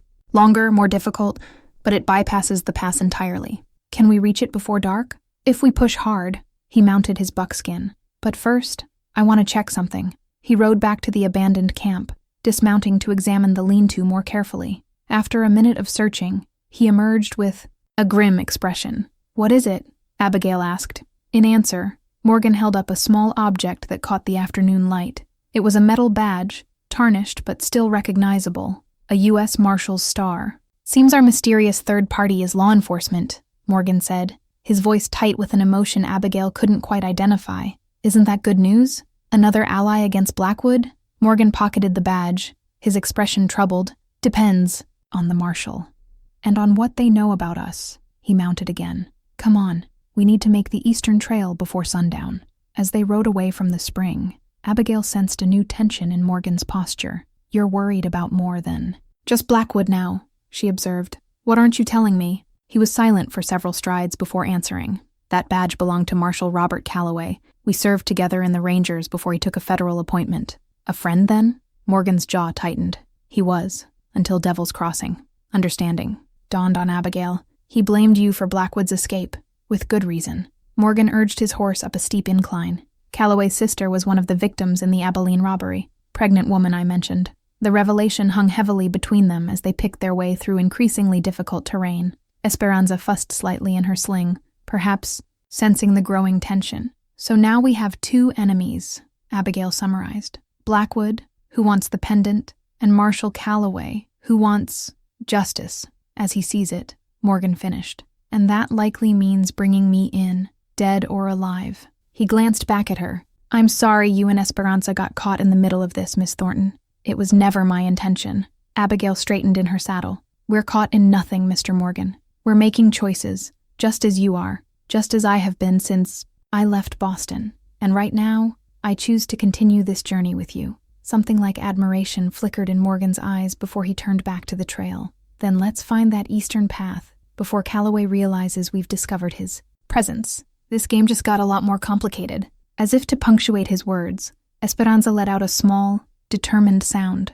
Not quite a cry, but a clear announcement of her presence in this unfolding drama. Despite everything, Abigail found herself smiling at the infant's tenacity. Indeed, it has, little one, she whispered to the baby. Indeed it has. The eastern trail proved as challenging as Morgan had warned. A narrow, winding path that clung precariously to the mountainside, occasionally disappearing entirely, forcing them to rely on Morgan's woodcraft to rediscover it. They made camp, that night in a sheltered hollow, building no fire despite the mountain chill for fear of revealing their position. By dawn, they were moving again, Esperanza remarkably patient despite the increasingly difficult journey. The infant had adapted to trail life with surprising resilience, accepting the makeshift meals Abigail prepared and sleeping whenever the motion of the horse allowed.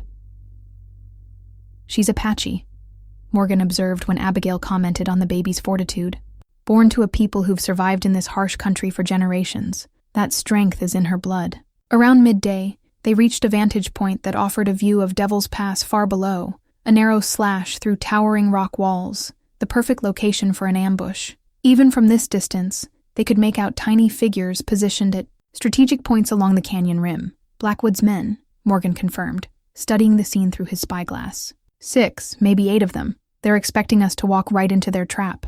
And Marshal Calloway? Morgan adjusted the spyglass, scanning the surrounding terrain. No sign of him, but he's out there, watching and waiting. They continued along. The eastern route, the trail gradually improving as it descended toward a high valley that Morgan identified as the approach to Palomar. By late afternoon, they caught their first glimpse of their destination. Stone walls rising from a rocky promontory, the abandoned Spanish mission standing like a sentinel against the vast sky. We'll approach after dark, Morgan decided, guiding them to a sheltered position with good visibility of both the mission and the surrounding terrain. Less chance of being spotted that way. As they waited for nightfall, Abigail tended to Esperanza, marveling at the bond that had formed between them in just a few days. The baby's dark eyes followed her movements with what seemed like recognition and trust, small hands reaching for her face whenever she leaned close. She's getting stronger, Morgan observed, accepting the cornmeal mush Abigail had prepared for their simple meal. Yes, Abigail agreed with a smile.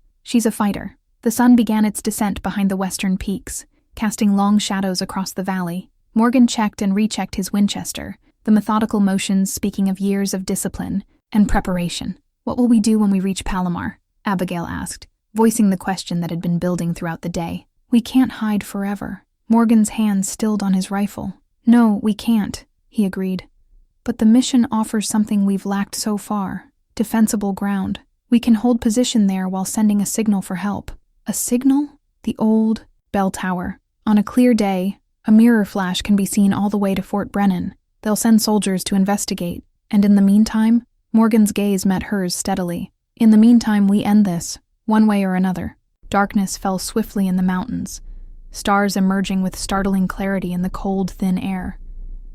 They prepared to move, Morgan extinguishing any trace of their small camp, while Abigail secured Esperanza in her sling.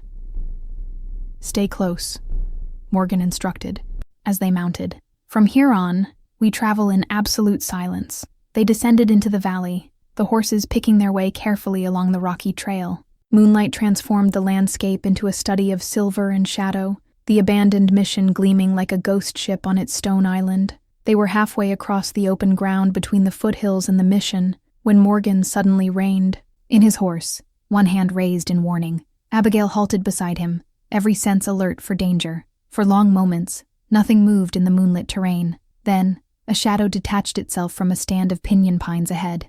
A lone rider, silhouetted against the night sky. The stranger made no aggressive move, simply sitting his horse and waiting for their approach. Morgan's Winchester appeared in his hands, though he didn't immediately aim it. "Calloway," he said, his voice carrying in the still night air. "Morgan." The reply came back, deep and deliberate. "Been a long time. Not long enough by the look of things." Marshal Calloway nudged his horse forward, moving into a shaft of moonlight that revealed a man in his late 40s, weathered and lean, with a shock of silver hair beneath his broad-brimmed hat. The marshal's badge gleamed on his vest, and his right hand rested casually near his holstered revolver. "The school teacher from Redemption," Calloway observed, eyes shifting to Abigail. "And I'm guessing that bundle is what all the fuss is about." His gaze returned to Morgan. "You always did have a knack for finding trouble, Ethan. Or maybe it finds me," Morgan replied. "What's your stake in this, Robert? Blackwood or me?" "Both. As it happens." Calloway's horse sidestepped nervously, sensing the tension between the men. "Blackwood's got a federal warrant now. Bank robbery in Tucson 3 months back. 4 dead, including a teller who was just a boy." Abigail saw Morgan's jaw tighten at this news. "And me?" Calloway's expression remained unreadable. "You know what I want from you, Ethan. What I've wanted for 5 years. Justice for Sarah and her unborn child. I've been hunting Blackwood ever since," Morgan said, his voice low but intense. "To make it right. Hunting isn't capturing," Calloway countered. "And hunting isn't justice."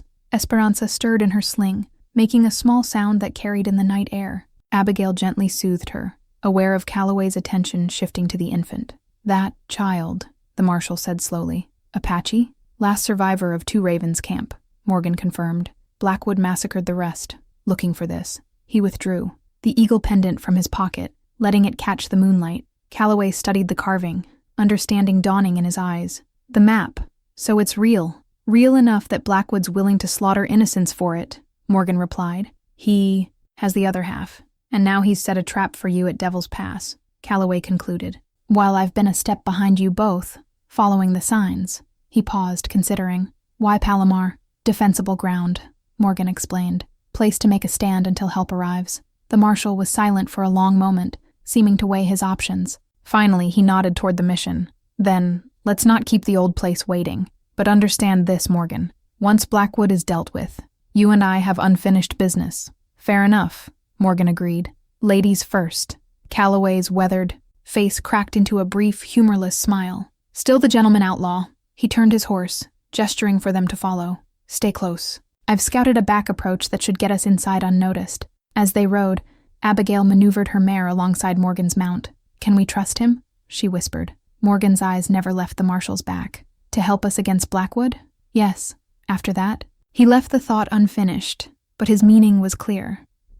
Calloway led them around the base of the promontory, away from the main approach to the mission. A narrow trail, barely visible in the moonlight, wound upward through tumbled boulders. "Apache. Trade route," the marshal explained quietly. "Not on any map. Found it by tracking a mountain lion that had been raiding my camp." The trail ended at what appeared to be a solid rock face, until Calloway dismounted and pushed aside a curtain of hanging vines, revealing a narrow opening. "Old postern gate," he said. "Missionaries built it as an escape route, according to my research." They dismounted, Morgan helping Abigail while Calloway secured their horses out of sight. The opening led to a cramped tunnel that smelled of damp stone and thyme. Calloway produced a small bullseye lantern, shielding most of its light as he led them forward. The tunnel opened into what had once been the mission's root cellar, a large underground chamber with stone walls and a vaulted ceiling. Dust covered the remains of wooden shelving, and empty ceramic vessels lay broken on the packed earth floor. "Main level is above us," Calloway said, indicating a stone staircase in the corner. "I've been using this cellar as my base for the past 2 days, watching Blackwood's men position themselves around the valley." "How many?" Morgan asked, helping Abigail settle on a relatively clean patch of floor, where she began tending to Esperanza. 12 that I've counted, including Blackwood himself," the marshal replied, setting his lantern on a broken shelf. "Professional? Gunmen, not the usual rabble he employs." "He's expecting trouble," Morgan observed. "He's expecting you," Calloway corrected. "Seems your reputation has grown since you left the Rangers. The man who hunts Jeremiah Blackwood. Some even say you've become as dangerous as he is." Morgan's expression didn't change, but Abigail noticed his hands tighten momentarily on his rifle. Stories grow in the telling. So they do. Calloway knelt beside his own gear, which was neatly arranged against one wall, and withdrew a folded, paper from his saddlebags. But sometimes there's truth behind them, like this. He handed the paper to Morgan, who unfolded it to reveal a wanted poster. His own face stared back from the crude illustration, beneath the bold words, "Wanted, dead, or alive." $3,000 for the Rogue Ranger, Calloway said. "For bank robbery and murder in El Paso last year." Abigail gasped. "That's absurd. Mr. Morgan has been hunting Blackwood, not committing crimes himself." Morgan stared at the poster, his expression unreadable. "El Paso," he said finally. "I was there tracking Blackwood after he hit the stage to Fort Davis. And the First National Bank was robbed while you were in town," Calloway confirmed. 3 dead, including a deputy who tried to intervene. Witnesses described a man matching your description leaving the scene. Understanding dawned in Morgan's eyes. "Blackwood," he said softly. "He's framing me for his crimes." "Maybe," Calloway acknowledged. "Or maybe 5 years of obsession has changed you more than you realize." "I know this man," Abigail interjected firmly. "He saved Esperanza when he could have simply taken the pendant and left us to Blackwood's mercy. Those are not the actions of a bank robber or murderer." Calloway studied her with interest. "You've known him all of what, 4 days?" "Sometimes 4 days is enough," she replied evenly. "I've spent my life reading people, Marshal. It's a necessary skill for a woman alone in this world." The Marshal's weathered face softened slightly. "Fair point, ma'am." He turned back to Morgan. "I'm willing to suspend judgment until we deal with Blackwood. After that, well, evidence will tell the tale." Morgan refolded the wanted poster, handing it back to Calloway. "Fair enough. So what's your plan?" "Dawn assault," the Marshal replied, spreading a rough map of the mission grounds on the floor between them. "Blackwood's men are watching the main entrance and the south wall, expecting you to approach from Devil's Pass. They don't know about this entrance, and they don't know I'm here." "Element of surprise," Morgan nodded, studying the map. "But even with 3 of us, those are long odds." 2, Abigail corrected. "I'll stay with Esperanza." Both men looked at her, and she raised her chin defiantly. "I may know how to shoot, Mr. Morgan, but my first responsibility is to this child. I'll defend her if necessary, but I won't leave her unprotected to join your assault." Morgan nodded, respect evident in his expression. "You're right. The baby's safety comes first. Then, it's settled," Calloway said, rolling up the map. "We rest tonight and move at first light. With any luck, we can take out enough of Blackwood's sentries to force him into a disadvantageous position." As the men continued discussing strategy, Abigail moved to a corner of the cellar, creating a makeshift bed for Esperanza from a folded blanket from their supplies. The baby had fallen asleep despite the tension surrounding her. One tiny hand curled trustingly around Abigail's finger. "Whatever happens tomorrow," she whispered to the sleeping infant, "I will protect you. That's a promise." Across the cellar, she caught Morgan watching them, something unidentifiable in his expression, a softness at odds with the hardened hunter he presented to the world. When their eyes met, he didn't look away, and in that moment, an unspoken understanding passed between them. Tomorrow would bring blood and judgment, but tonight, in this stone sanctuary, they were united in purpose, to protect the innocent child, who had, against all odds, brought them together. The mission bell tower caught the first rays of dawn, turning the weathered stone to burnished gold. From her position at a narrow window in what had once been the sacristy, Abigail watched Morgan and Marshal Calloway make their final preparations in the courtyard below. Esperanza slept peacefully in a makeshift cradle fashioned from an old wooden crate lined with blankets. The infant had taken well to the goat's milk they'd discovered in Calloway's supplies, evidence of the Marshal's own foresight and preparation. "Remember," she heard Morgan saying as he checked his Winchester one final time, "Blackwood will expect a frontal assault. That's why we circle around and take out his sentries from behind, working our way inward." Calloway nodded, adjusting the twin Colt revolvers at his hips. "We coordinate using the mirror signals. 3 flashes means I've spotted Blackwood himself." "And if things go wrong?" Morgan asked, his voice carrying in the still morning air. The Marshal's expression hardened. "Then we improvise, like old times." The 2 men moved toward the postern gate, Morgan pausing briefly to glance up at Abigail's window. She raised her hand in a small gesture of farewell, receiving a solemn nod in return, before he disappeared from view. Alone with Esperanza, Abigail settled in for the tense wait ahead. She had Morgan's spare revolver, cleaned and loaded, resting on the windowsill within easy reach. The wooden eagle pendant hung from a cord around her neck, tucked safely beneath her dress, both talisman and treasure. An hour passed with agonizing slowness. Occasionally, she heard the distant crack of a rifle shot, impossible to tell whether friend or foe had fired. Esperanza awakened, surprisingly content despite their surroundings, her dark eyes following Abigail's movements with that uncanny awareness that had marked her from the beginning. "Your ancestors were warriors," Abigail told the infant as she prepared another feeding. "That strength is in you too. We'll get through this, little one." A sudden commotion from the direction of the main gate caught her attention. Men's voices, raised in alarm, followed by a fusillade of gunfire. The battle had begun in earnest. Abigail moved cautiously to a different window, one that offered a view of the mission's main entrance. There she saw several of Blackwood's men taking cover behind crumbling stone walls, firing toward the surrounding hills where Morgan and Calloway must be positioned. A flash of mirror light from the eastern ridge, Morgan signaled that he was moving to a new position. Answering light from the western slope, Calloway acknowledging. The gunfire intensified, and Abigail saw one of Blackwood's sentries fall from his perch atop the gatehouse, tumbling lifelessly to the ground below. Another man cried out, clutching his shoulder before scrambling for better cover. Morgan and Calloway were methodically reducing the odds, picking off Blackwood's men from concealed positions. The strategy was working. Confusion spread among the remaining gunmen as they tried to locate the source of the deadly accurate fire. Then came 3 rapid flashes from Calloway's position, the signal that he had spotted Blackwood himself. Moments later, a commanding voice rang out across the mission grounds, amplified by the natural acoustics of the stone walls. "Morgan, I know you're out there." Jeremiah Blackwood's distinctive rasp carried clearly to Abigail's position. "Let's end this game now." A single shot rang out in response, striking the ground near Blackwood's feet, kicking up dust. The outlaw didn't flinch. "That's right," Blackwood called. "You could shoot me now, but then you'd never find the other half of the map, would you?" Silence followed this declaration. Abigail strained to see Blackwood clearly from her vantage point. He stood boldly in the open courtyard, a tall figure in a black duster, his scarred face turned toward the hills where he believed Morgan too. "Be hiding. I propose a trade," Blackwood continued. "Your half of the map for mine. We both walk away wealthy men." Another shot rang out, this one closer to Blackwood's feet. Still, the outlaw didn't move. "Not interested?" Blackwood's laugh was cold. "What about a different trade then?" He gestured, and 2 of his men emerged from the ruined chapel, dragging a third figure between them. Even from a distance, Abigail recognized Marshal Calloway, blood streaming from a wound on his temple. Her heart sank. How had they captured the marshal so quickly? Had Morgan's plan already failed? "Your old partner wasn't as careful as he should have been," Blackwood announced. "Got himself flanked while he was busy picking off my men." He drew his revolver, pressing it to Calloway's head. "Now let's try again. The map for the marshal's life. You have 1 minute to show yourself, Morgan, or I paint these walls with Calloway's brains." Abigail's mind raced.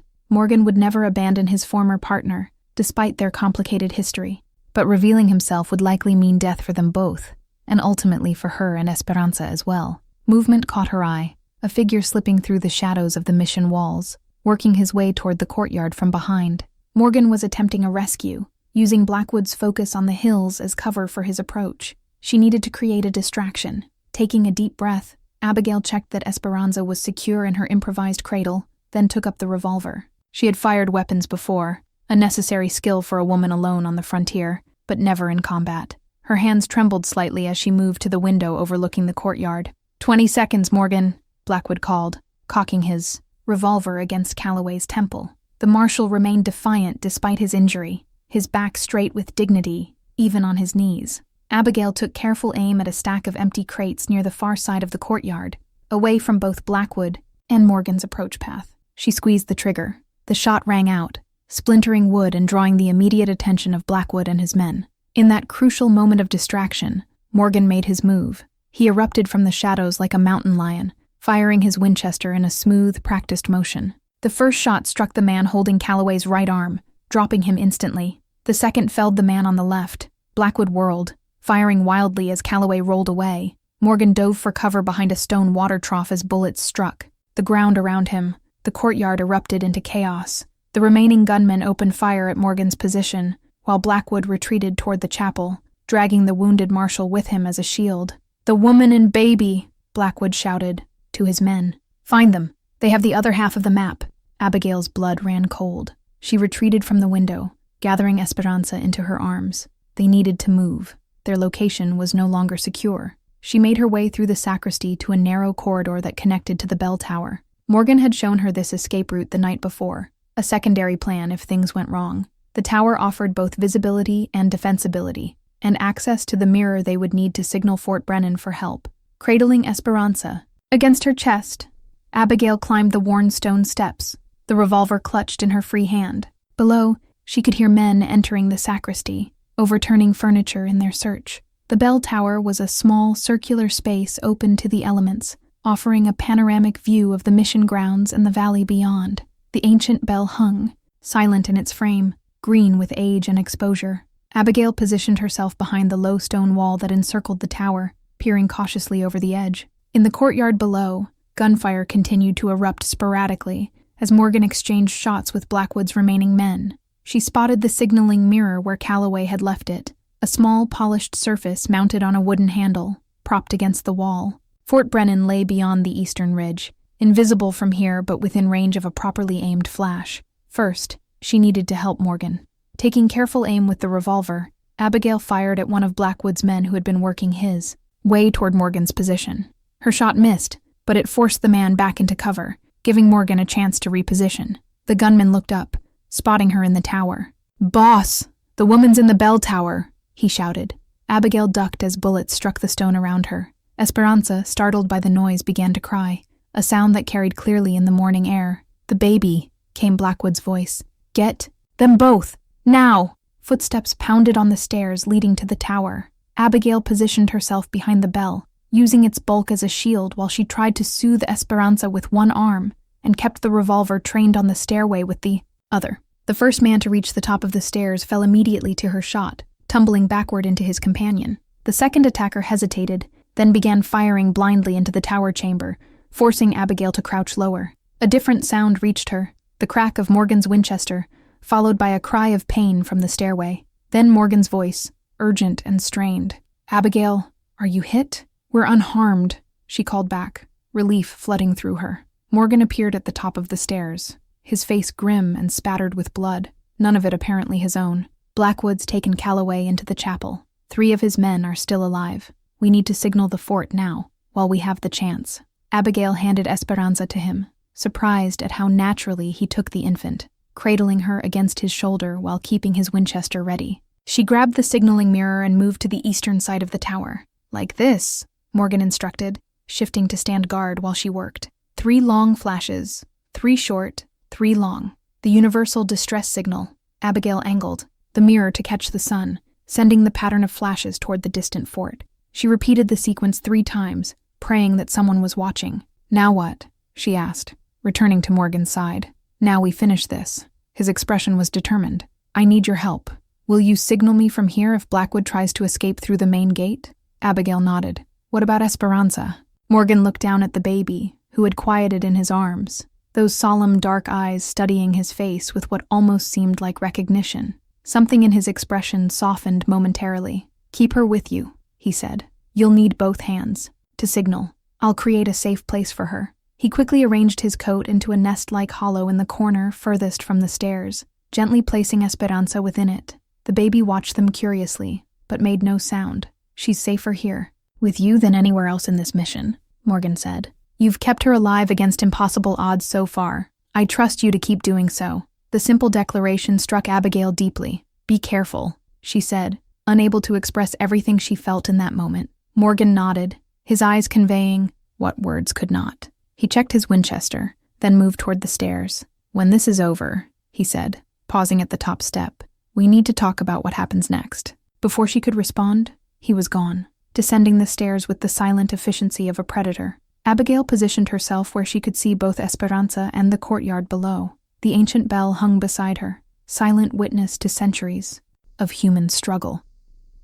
On impulse, she reached out to touch its weathered surface, drawing strength from its enduring presence.